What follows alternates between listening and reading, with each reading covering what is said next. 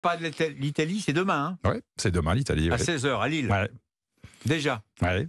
Troisième match. Ouais, troisième match.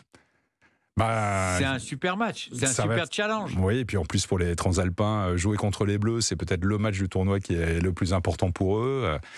Voilà, ça va être. J'espère que les Bleus vont se libérer. Je pense qu'ils le méritent. On a tous envie que ça joue. Je sais que le public du Nord va être comme un fou, va soutenir les Bleus terriblement parce que on aurait pu vendre 2 fois ou 3 fois le stade, pareil à Marseille, pareil à Lyon. On sent qu'il y a cette envie de rugby phénoménale et voilà, ça va être un match enthousiasmant, je l'espère. Et est-ce que c'est l'adversaire idéal, l'Italie, pour se relancer après les matchs un peu difficiles dont on vient de parler, l'adversaire historiquement le plus faible du tournoi? J'aime pas dire ça. Il n'y a pas d'adversaire idéal. Il y a un match à jouer.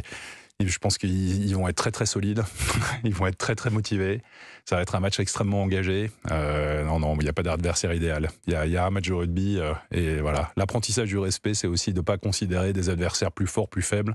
Les surprises au rugby, ça arrive, donc soyons méfiants. Alors on a parlé de la communication de Fabien Galtier. On a parlé de quelquefois c'était un petit peu mystique, un petit peu curieux, un petit peu habité. Voilà. Vous avez complètement raison, je cherchais le mot. Moi, je trouve que Fabien Galtier, il va jusqu'au bout de ses idées. Il ne change pas d'avis. C'est ça. Il est parti dans un film et il va jusqu'au bout du film qui va peut-être durer au moins peut-être jusqu'à la prochaine Coupe du Monde. C'est ça. Il reste jusqu'à la prochaine Coupe du Monde, quoi qu'il arrive. Il est là. Quoi qu'il arrive. Il est là, il reste, il est engagé jusqu'à la prochaine Coupe du Monde. Non, mais imaginons, ça se passe mal contre l'Italie. Imaginons que ce tournoi se passe pas aussi bien que vous le souhaitez.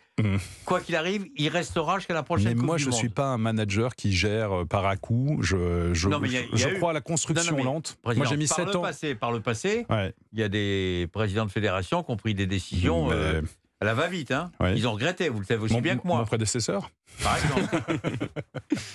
Non, mais moi, je suis pas. Moi, j'ai mis 7 ans à devenir président de la Fédération française de rugby. J'ai échoué. Mais on a bossé de manière résiliente, organisée, méthodique. Moi, je crois au travail. Voilà. Je crois à la valeur travail, je crois à la construction lente. Je pense que Fabien, il a une vision, il est habité, il a une vision. Cette vision nous convient avec Jean-Marc parfaitement. Voilà. Donc, on va pas changer parce que les médias nous disent de changer ou parce que les supporters disent de changer ou parce que le vent a tourné.